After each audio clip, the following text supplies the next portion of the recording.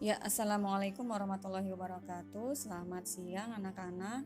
Berjumpa kembali dalam pembelajaran jarak jauh mata pelajaran biologi. Kali ini kita akan membahas mengenai pembelahan sel, yaitu mengenai pembelahan secara mitosis.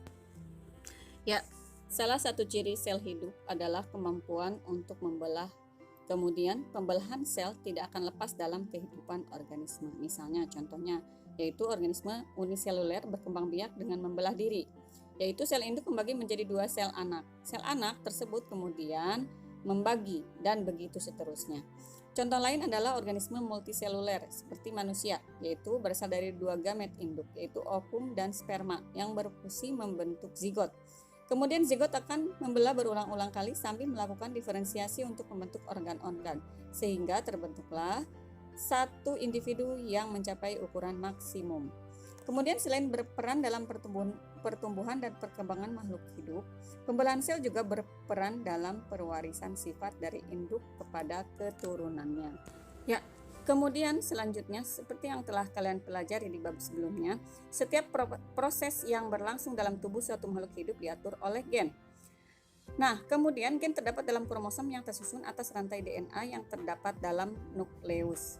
Jadi, gen merupakan segmen tertentu pada rantai DNA dan gen inilah yang digunakan sebagai acuan untuk sintesis suatu protein. Sehingga oleh karena itu, reaksi kimia yang terjadi dalam tubuh makhluk hidup diatur oleh enzim.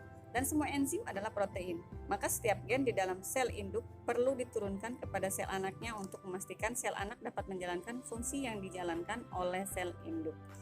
Nah, agar materi genetik pada sel-sel induk diwariskan kepada keturunannya, diperlukan dua proses pembelahan yang saling berkaitan, yaitu namanya pembelahan mitosis dan pembelahan meiosis. Ya, pembelahan mitosis adalah pembelahan sel yang menghasilkan dua sel anak yang identik dan memiliki jumlah kromosom yang sama dengan induknya.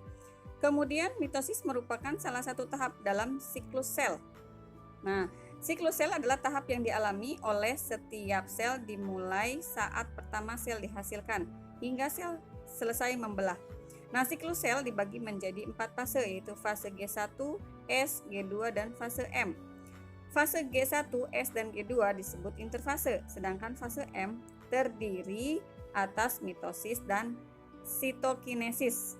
Nah, kemudian mitosis itu sendiri terjadi dari 4 fase, yaitu profase, metafase, anafase, dan telofase. Marilah kita bahas satu persatu ya setiap tahapannya. Ya, dimulai dari tahap fase G1, yaitu kromosom dalam keadaan amat halus, terurai dan tidak dapat dilihat dengan mikroskop cahaya. Kemudian, kromosom ini dinamakan kromatin. Pada tahap ini terjadi sintesis protein karena rantai DNA tidak terpilin. Kemudian sitoplasma dan jumlah organel seperti mitokondria dan kloroplas bertambah. Selanjutnya fase S, yaitu kromatin mengganda. Kemudian setiap kromosom berpilin ganda. Kemudian setiap untaian DNA sekarang disebut kromatid, yang tadinya kromatin jadi kromatid. Selanjutnya pada tahap fase G2, yaitu sel siap untuk membelah. Kemudian enzim dan protein yang diperlukan dalam pembelahan sel disintesis. Kemudian selanjutnya pada tahap profase. Profase diawali dengan kromatid berpilin dan memendek. Pada tahap ini kromosom dapat dilihat melalui mikroskop cahaya. Kemudian membran nukleus mulai menghilang, benang spindel mulai terbentuk menghubungkan stromer dengan sentriol. Kemudian benang spindel menggerakkan kromosom ke bidang ekuatorial. Selanjutnya pada tahap metafase diawali dengan kromosom tersusun di bidang ekuatorial, kemudian kromatid kembar masih terikat di sentromer. Metafase berakhir saat sentromer berpisah untuk melepaskan ikatan kromatid kembar. Kemudian selanjutnya pada tahap anafase. Setelah sentromer memecah, kromatid kembar berpisah dan bergerak ke kutub berlawanan. Kromatid sekarang disebut kromosom. Anafase selesai apabila kromosom sampai ke kutub masing-masing. Selanjutnya pada tahap telofase, dimulai apabila kromosom sampai di kutub masing-masing. Kemudian benang spindel mulai menghilang, kromosom membuka lilitan dan mulai memanjang. Kemudian telofase selesai apabila membran nukleus mengelilingi kelompok kromosom yang terbentuk. Selanjutnya pada tahap sitokinesis, yaitu dimulai setelah nukleus terbentuk. Kemudian pada sel hewan membran plasma menyempit di antara dua nukleus sehingga terputus dan menghasilkan dua sel anak. Pada sel tumbuhan, sekat sel mulai terbentuk di antara dua nukleus dan membagi sitoplasma. Dinding sel terbentuk di dalam ruang antar sekat sel dan dua sel anak. Akhirnya, dua sel anak diploid terbentuk.